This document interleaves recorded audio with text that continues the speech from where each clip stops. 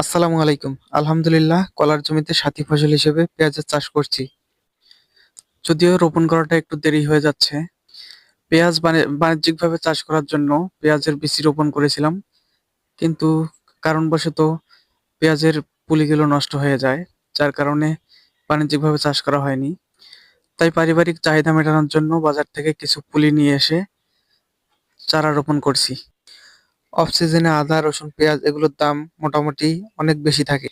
তাই এসব পণ্যের দ্রুত ঊর্ধ্বগতি থেকে মুক্তি পেতে আমাদের প্রত্যেকেরই উচিত কিছু পরিমাণ আদা, কিছু পরিমাণ রসুন, কিছু পরিমাণ পেঁয়াজ রোপণ করা।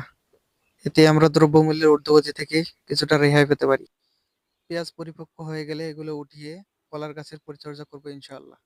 এছাড়াও কলার গাছের সাথে সাথী ফসল হিসেবে আদার চাষ করা যেতে পারে, কেননা আদা ছায়াতেও হয়ে থাকে।